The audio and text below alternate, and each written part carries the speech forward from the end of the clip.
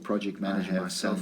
many thousands designed of and built this punch lists for using my it needs as a project manager manager myself. and I hope that I it resonates with designed what you and need. built this for my All the needs best. as a Take care. project manager.